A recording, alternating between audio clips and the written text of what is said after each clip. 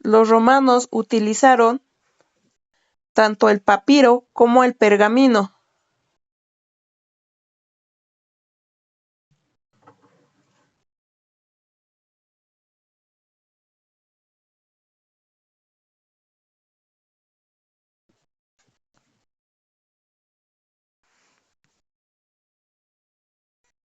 ¿Todo bien hasta aquí?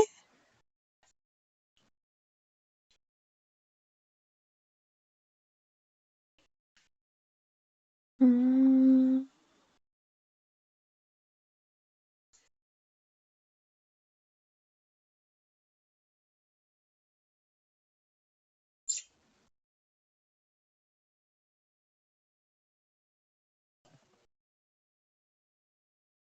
Bueno, continuamos entonces. Ahora, otra característica de la Edad Antigua es que la mayoría de los pueblos eran politeístas. ¿Alguien entiende a qué se refiere esta palabra politeístas?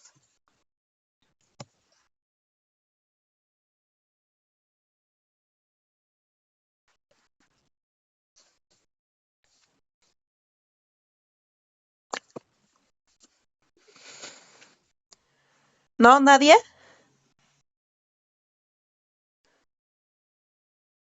Politeístas, bueno, se refiere a que los pueblos de la antigüedad creían en la existencia de muchos dioses, no solo de uno, sino creían en la existencia de muchos dioses y que generalmente los asociaban con fenómenos naturales. Eso era como que la mayoría. Pero había una religión, que era la religión de los hebreos, que fue el judaísmo, y esta fue la primera religión monoteísta de la historia. ¿Qué es monoteísta? Que ya creían en un solo Dios o en una sola persona. Entonces, la mayoría de los pueblos de la antigüedad eran politeístas, creían en la existencia de muchos dioses que los asociaban generalmente con fenómenos naturales. Sin embargo, la religión de los hebreos fue el judaísmo y esta fue la primera religión monoteísta de la historia, el judaísmo. Los únicos que creyeron en la existencia de un solo Dios. De ahí, en su mayoría, eran politeístas.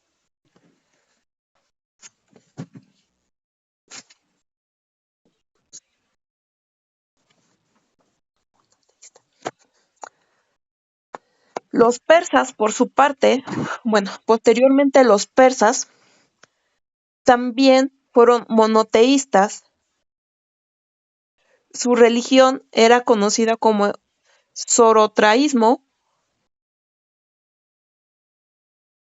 zoroastraísmo, perdón, zoroatrismo, zoroatrismo. Es la religión de los persas y este tenía un aspecto dualista porque se trataba de la lucha del bien y del mal. El zoroatrismo se caracterizaba por ser dualista, ya que hablaba del bien y del mal, siempre hablaba de la lucha del bien y del mal, de lo bueno del bien se podría decir y de lo malo del mal. Siempre estaba como que poniendo todo esto en contraste, siempre. Esta era la religión de los persas. Otra característica de la Edad Antigua es que con la invención de la escritura se permite la primera redacción de las primeras leyes, la primera compilación de leyes, la primera, eso si gustan anotarlo, la primera compilación de leyes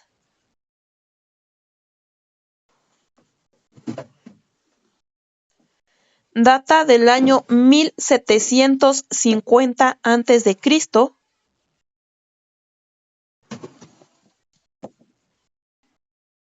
1750 a.C., y fue ordenada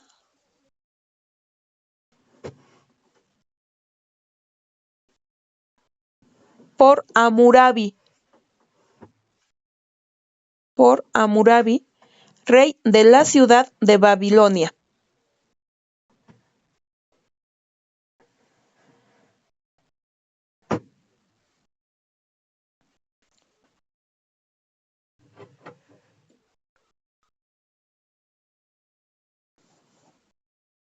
Ahora, ¿cómo era la forma de gobierno en la Edad Antigua?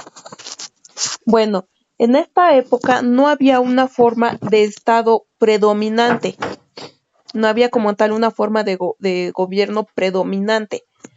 Sin embargo, el imperio más extenso y que se podría decir que gobernaba era el Imperio Romano,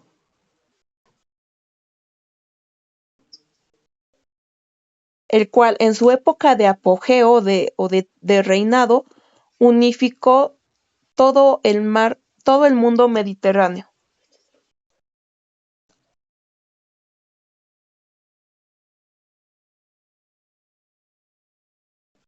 Sí, hay muchas cuestiones recuerden que todo lo que vemos aquí son temas que vienen en el examen.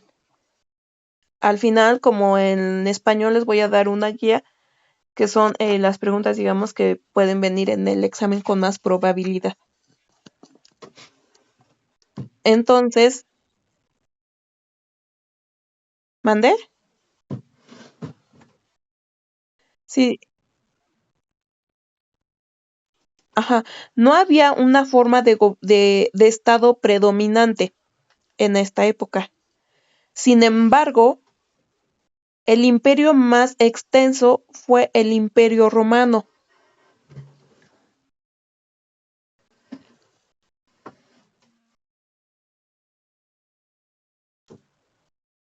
el cual en su época de apogeo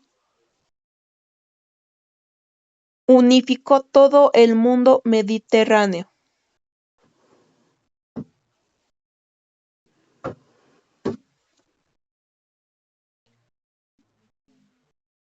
Sí. Sin embargo, el imperio más extenso fue el Imperio Romano, el cual en su época de apogeo unificó todo el mundo mediterráneo,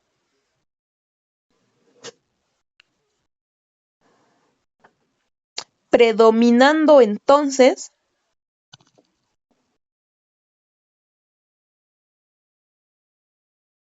todo el mundo mediterráneo.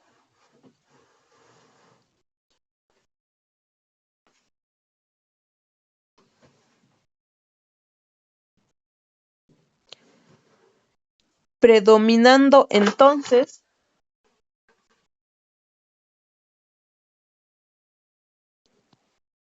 la monarquía como forma de gobierno.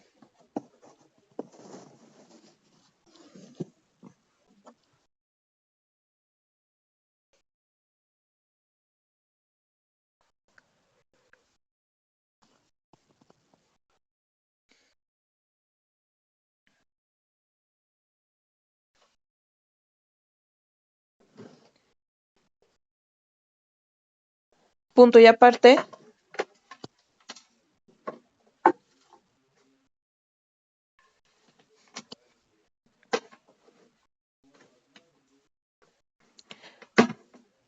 debido a lo anterior,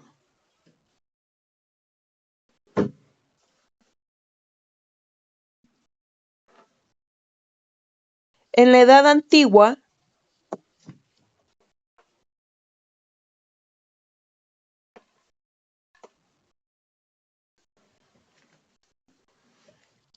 casi todos los estados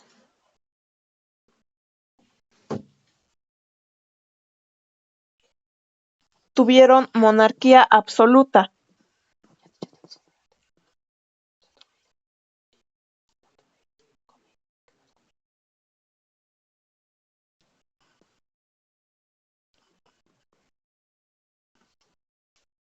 En la Edad Antigua casi todos los estados tuvieron monarquías absolutas en las que los reyes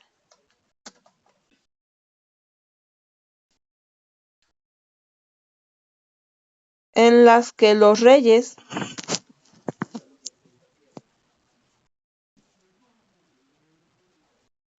concentraban en sus manos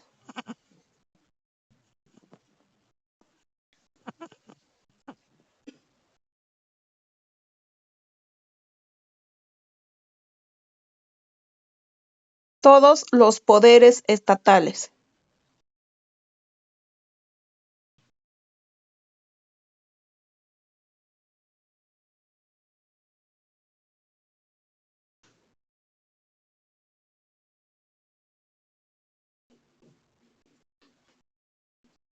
Otra característica de esta edad antigua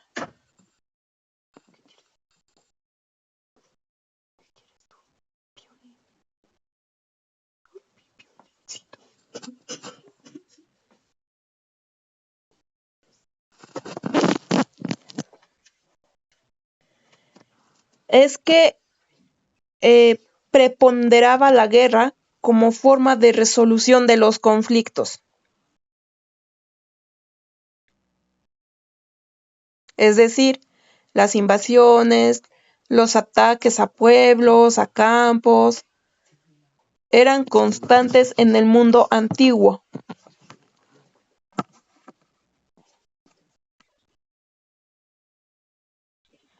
Como forma de resolución de conflictos. O sea, ellos todo querían arreglar con guerra, con hacer guerra. Si había, no sé, un desacuerdo quizá entre territorio límite, todo era guerra. Si había un desacuerdo entre impuestos, era guerra. Si había un desacuerdo entre religiones, era guerra. Si había un desacuerdo, no sé, entre cultura, era guerra. Para ello, preponderaba la guerra como forma de resolución de conflictos. Por tanto, las invasiones, los ataques a los pueblos, a los campos, eran muy constantes en el mundo antiguo.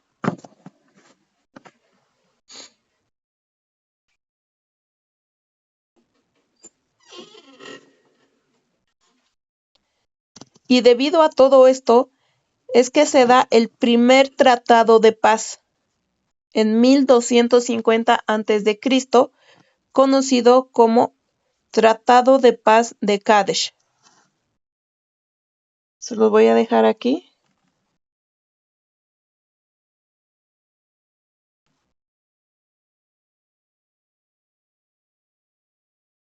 En 1250 a.C.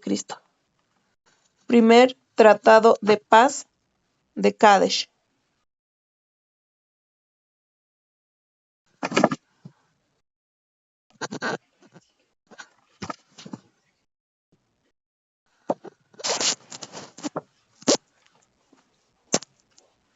Ahora, ¿cuál era la principal fuente de alimentos en la Edad Antigua? La agricultura. La agricultura seguía siendo la principal fuente de alimentos.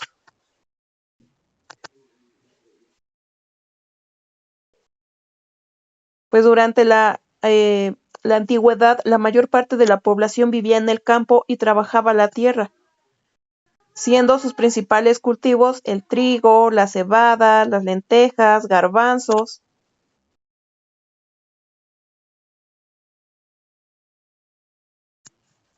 Y en esta edad es que también se da la invención de la primera moneda del mundo en el siglo 7 antes de Cristo. Y la inventan los lidios. Si gustan anotar eso, los lidios inventaron la primera moneda del mundo en el siglo 7 antes de Cristo.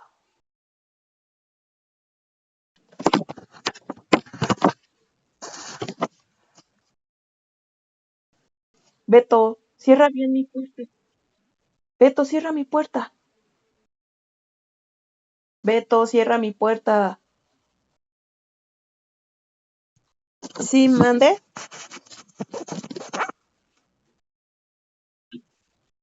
En el siglo 7 antes de Cristo.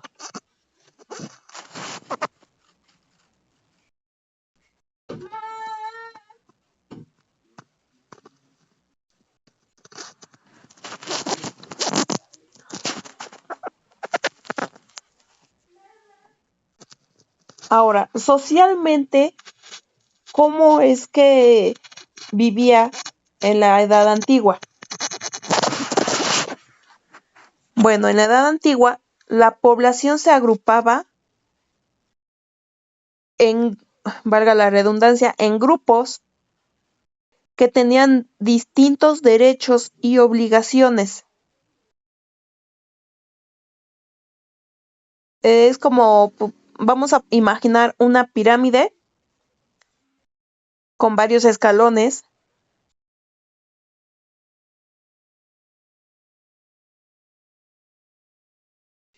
Hasta arriba, en la puntita, se podría decir que se encontraban los sectores de la realeza. En el escalón de abajo de la puntita están los nobles, en el siguiente los sacerdotes, en el siguiente los comerciantes, en el siguiente los artesanos y campesinos, y en el primer escalón de abajo los esclavos. O lo podemos ver de diferente, está la pirámide, en el escalón que es base de toda la pirámide, digamos en el primer escalón, de abajo hacia arriba tenemos a los esclavos, en el segundo a artesanos y campesinos, en el tercero a los comerciantes, en el cuarto a los sacerdotes, en el quinto a los nobles, y en el último o en la puntita está la realeza. Y de acuerdo a su grupo, tenían distintos derechos y obligaciones. Independientemente de que la agricultura...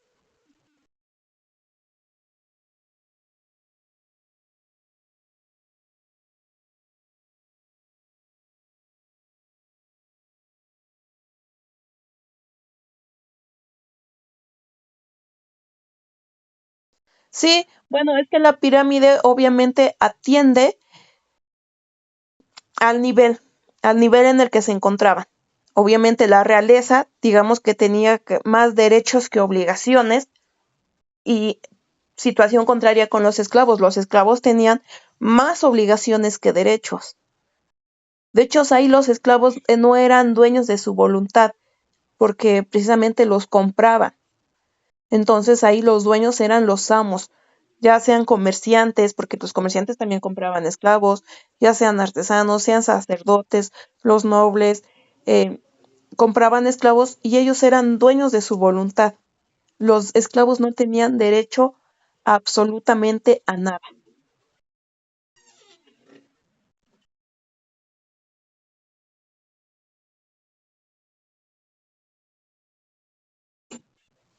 Ok, sí, sí, sí, sí. En la puntita, o sea, hasta arriba está la realeza,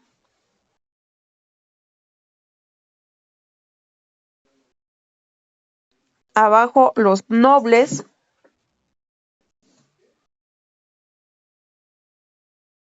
abajo los sacerdotes o el clero, abajo los comerciantes, después artesanos y campesinos se encuentran en el mismo escalón, o sea, en el mismo nivel, artesanos y campesinos, y hasta abajo los esclavos.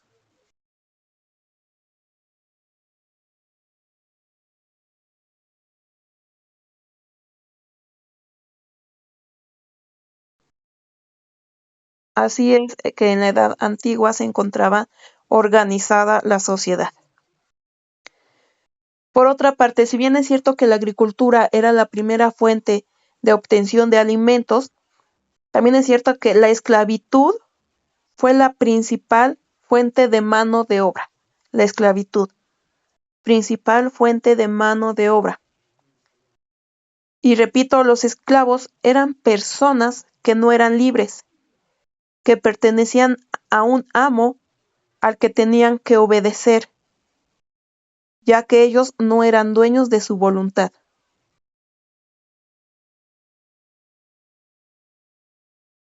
¿Todo bien hasta ahí?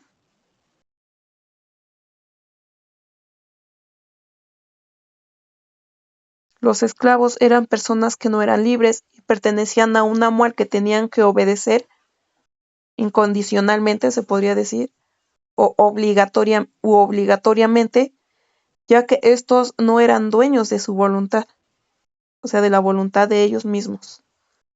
Ellos no podían decidir. No podían decidir ni siquiera si levantaban la mirada, si descansaban, si no descansaban. Los amos les ordenaban en qué momento comer o no comer, en qué momento dormir, no dormir, en qué momento empezar a trabajar, y que eran, pues, la verdad, trabajos inhumanos, ¿eh? Casi se la pasaban siempre trabajando, no descansaban, no comían, no contaban, digamos, con privilegio de ningún tipo para nada. Así eran los esclavos, no eran libres. Pues sí, de un sueldo de verdad o de una retribución, pues no, ni hablar, porque ahí los esclavos a lo mejor se conformaban con seguir vivos. Y en esas condiciones, la verdad que quién iba a querer seguir vivo, ¿no? Pero hasta su vida le pertenecía al amo que lo había comprado. Hasta su vida pertenecía al amo.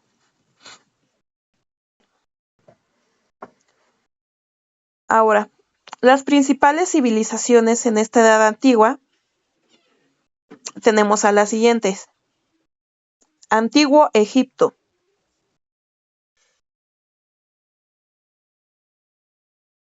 De esta civilización, ¿qué podemos resaltar de la civilización egipcia? Su escritura jeroglífica, sus pirámides y la momificación.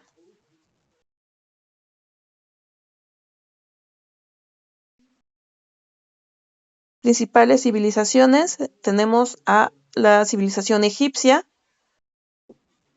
que se resalta por su escritura jeroglífica, sus pirámides y la momificación que implementaba o que hacía. Tenemos también a la civilización mesopotámica, que se caracterizó por su escritura cuneiforme, en forma de cunita, repito, por su primera legislación y por crear el sistema sexagesimal.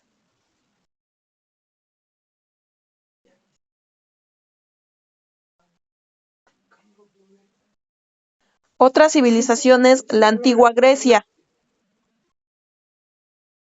Así, mesopotámica, escritura cuneiforme, la primera legislación, recuerden que aquí surge la primera legislación o compendio de leyes, y la invención del sistema sexagesimal. ¿Qué quiere?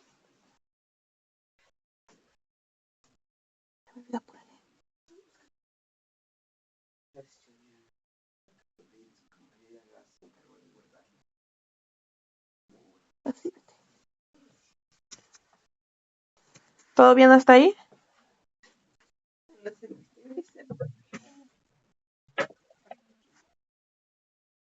Ok.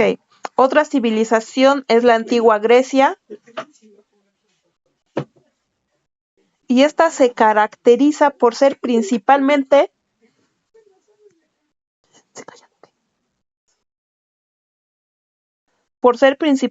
la cuna de la filosofía, de la historia, de la comedia, de la tragedia, la cuna de la filosofía, de la historia, de la comedia, de la tragedia, de la política y de los Juegos Olímpicos en la antigua Grecia.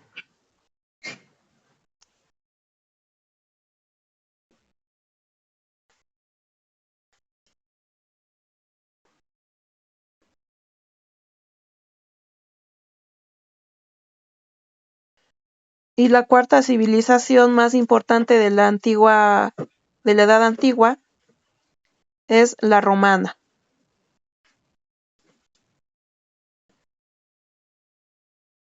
la civilización romana o el Imperio Romano.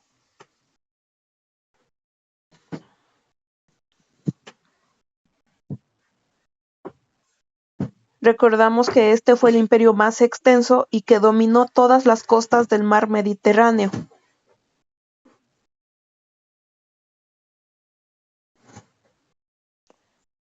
Y también difundieron su lengua, que era el latín.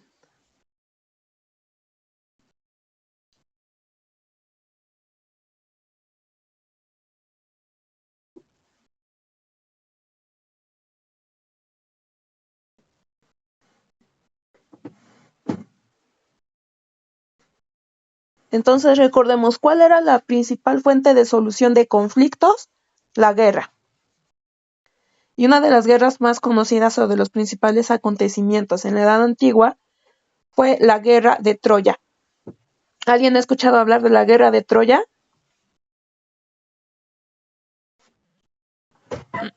¿Qué recuerda de la Guerra de Troya, compañero? O no sé, hasta en películas, ¿no? Algo similar. El libro.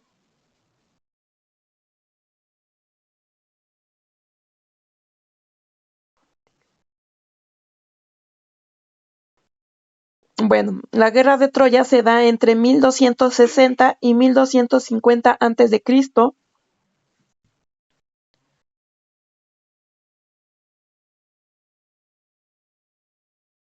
y se da por el dominio del comercio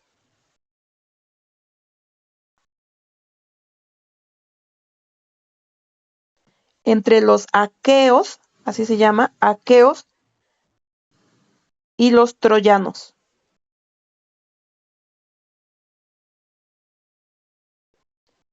Entonces los aqueos tomaron a Troya, incendiaron todo y a los pocos sobrevivientes los esclavizaron.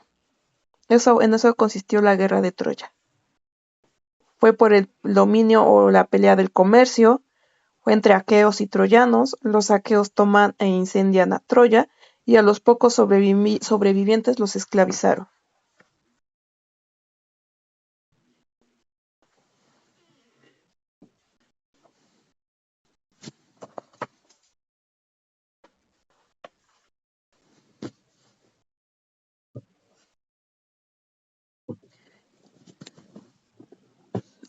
¿Las fechas?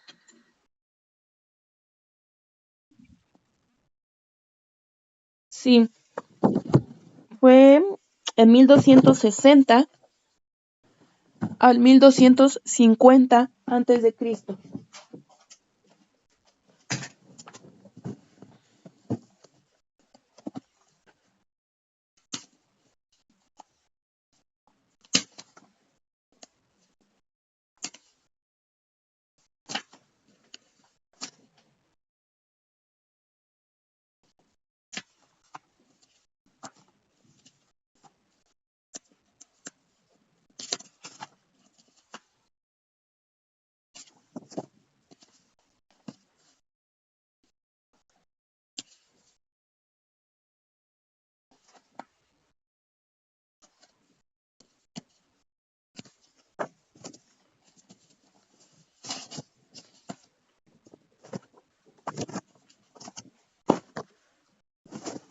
¿Hasta ahí todo bien?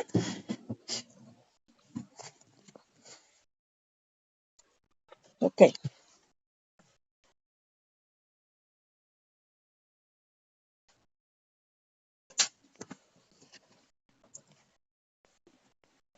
Eh, bueno, las guerras, ya sabemos, eran predominantes, las invasiones,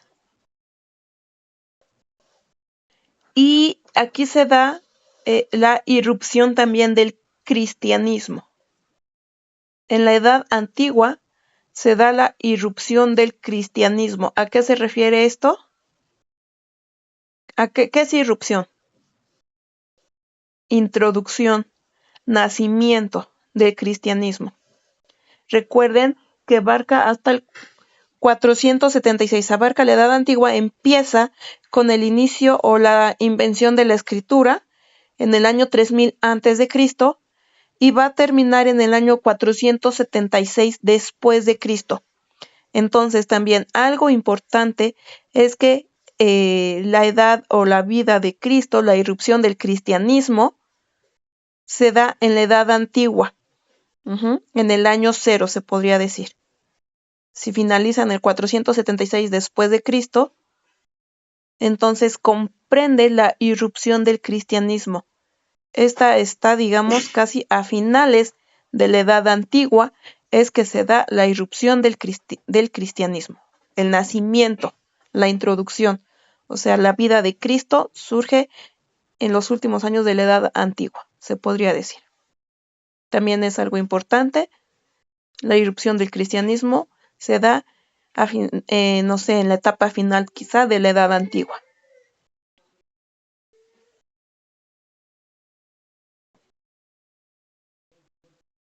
Y antes del cristianismo, pues vienen también las expediciones de Alejandro Magno. ¿Habían escuchado de Alejandro Magno?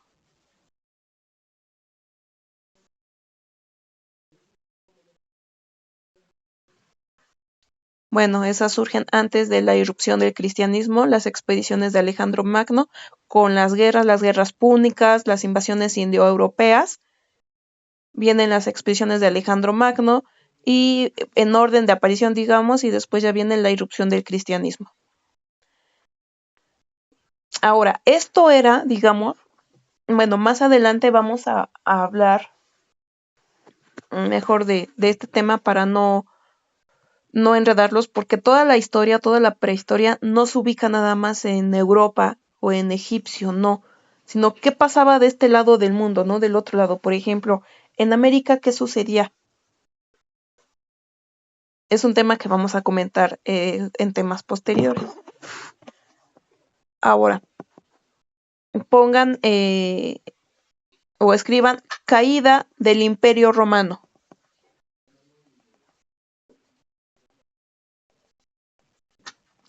Recuerden que si nos saca de la sesión, vamos a volver a ingresar con el mismo código.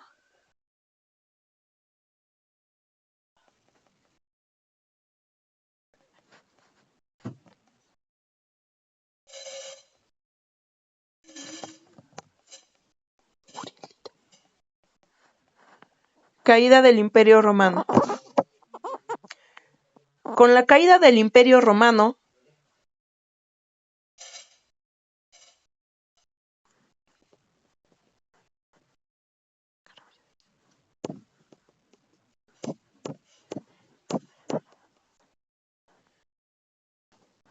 se puso fin a la Edad Antigua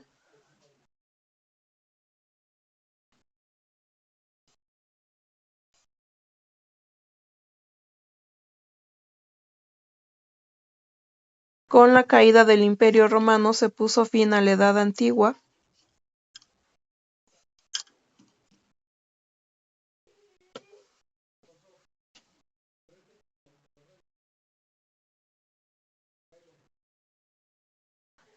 Desapareciendo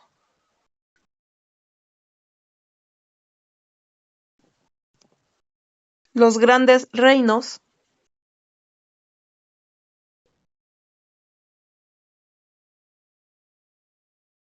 para dar paso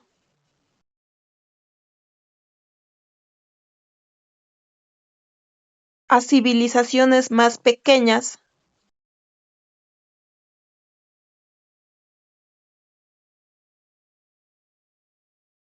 denominadas feudos.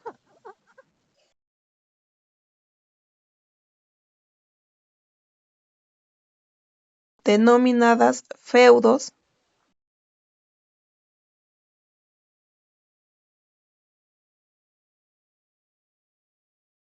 marcando el inicio